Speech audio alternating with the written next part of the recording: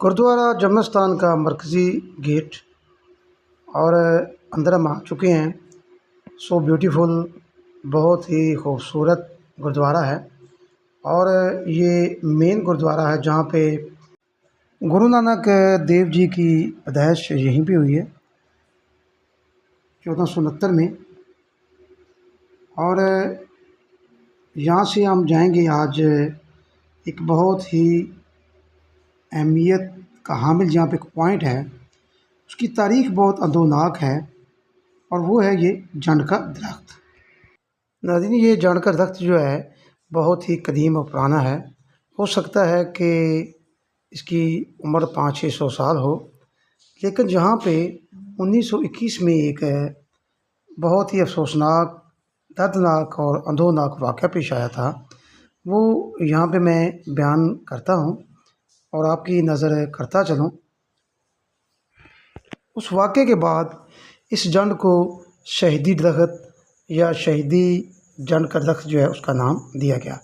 ये इस पर पेंटिंग भी की हुई है और वो वाक़या जो है मैं यहाँ पे बयान करने जा रहा हूँ, तो ज़रा गौर से सुनें। ननकाना साहब में वाक़या गुरुद्वारा जमनस्थान का महांत नारायण दास मरकज़ी हैसियत का हामिल था, क्योंकि इस गुरुद्वारे के साथ 19,000 एकड़ ज़मीन मुंसलिक थे।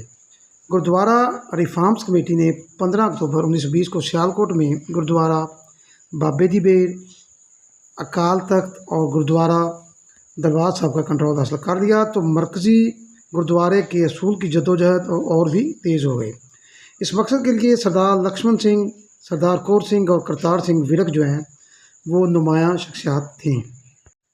17 फरवरी 1921 को प्रबंधक कमेटी की मीटिंग में ये फैसला किया गया कि सिखों के 2 जत्थे सरदार लक्ष्मण सिंह और करतार सिंह जब्बर की सरबराही में मुहात से जाकर मिलेंगे और गुरुद्वारे की हवालगी का मुतालबा करेंगे।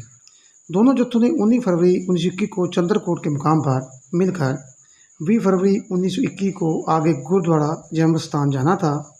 19 फरवरी 1921 को मुहात नारायण दास की जानिब से की जाने वाली तैयारियां जब प्रबंधक कमेटी के इल्म में आई, तो ये फैसला किया गया कि जत्थों को रोककर मुनासिब तैयारी के साथ दोबारा भेजा जाए। प्रबंधक कमेटी का ख़त जब करतार सिंह जब्बर को मिला तो वो अपने जत्थे के साथ वापस हो गए, लेकिन 150 पुरामन और गैर मुसल्ला लोगों का जत्था लेकर सरदार लक्ष्मण सिंह 19 फरवरी 1921 को चंद्रकोट पहुँचे और फिर ननकाना साहब। जब सिखों के जत्थे गुरुद्वारा के सीन में बैठ गए तो मुहात ने अपने आदमियों को पहले से तयशुदा मनसूबाबंदी के तहत इशारा किया। जब हमला शुरू हुआ तो सिख मुक़द्दस तस्बीह का विरोध कर रहे थे।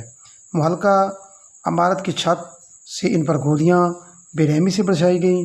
सरदार लक्ष्मण सिंह को गुरु ग्रंथ साहब की हाज़िरी पर बैठे हुए गोली मार दी गई। सीन में इन गोलियों से 26 सिख शहीद हुए, जबकि दरबार साहब के अंदर बैठे 60 लोगों को गोलियों का निशाना बनाया गया।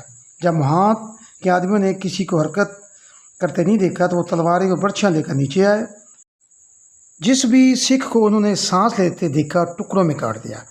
सरदार लक्ष्मण सिंह को जिंदा जख्मी हालत जंड के दरख्त के साथ लटका कर आग लगा दी गई। और नाज़रीन, ये वही जंड का दरख्त है जहाँ पे ये वाक़या पेश आया और हर साल उसी दिन यहाँ पे चरागाह होती हैं उन सिखों की जहाँ पे ये मौत वाक़या हुई या वो शहीद हुए, उनकी याद में शमें जलाई जाती हैं, दिए जलाए जाते हैं।